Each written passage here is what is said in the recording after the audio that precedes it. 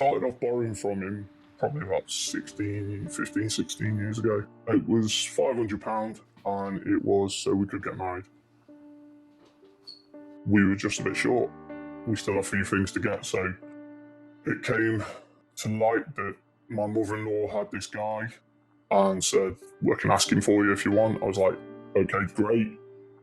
At the time, it was just convenient. If someone turns up at your house and says, "Here's a bundle of cash, you can pay me back a little bit over time," then you're going to snap their hand off.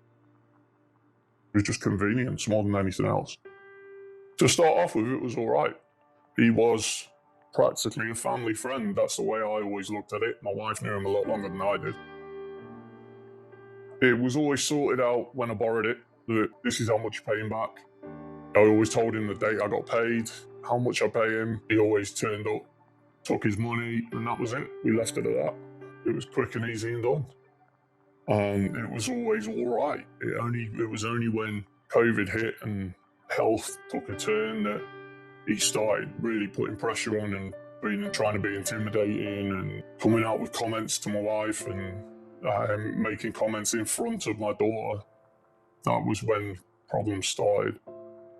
He used to knock on purpose, knowing that I wasn't there, even though I told him specifically, if my car's not here or my van's not here, I'm not here. And I said that to him a million times. And yet he still turned up when he knew I was at work and he knew my wife was on her own. I mean, over the years, he got a bit worse. He got worse with it.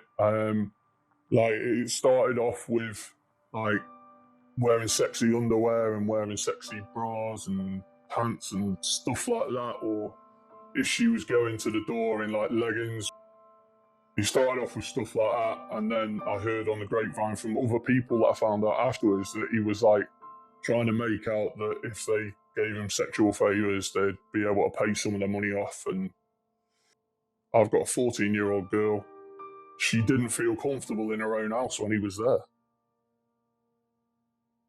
It got to the stage toward the end where she just stopped answering the door because she knew he was there.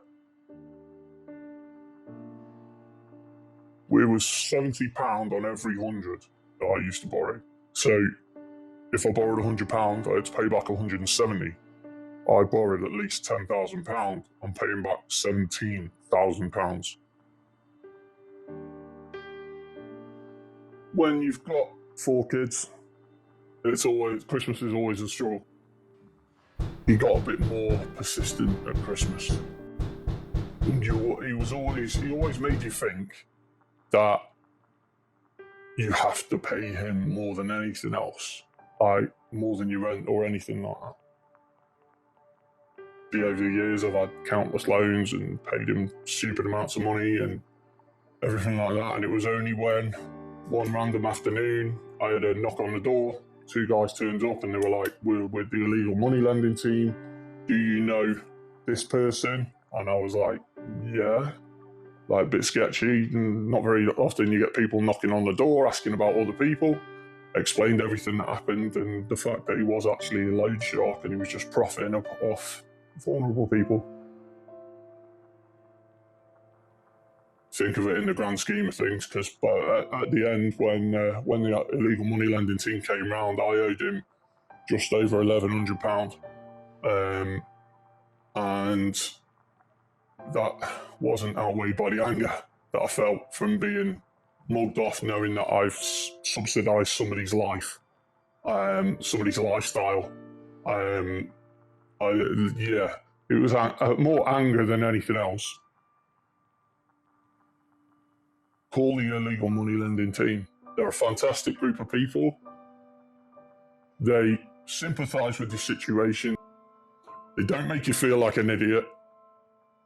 They're just so helpful, and they point you in the right direction. They ring you, give you follow-up phone calls just to make sure you're doing all right. They're so helpful. They're a really, really nice bunch of people. I'm still angry.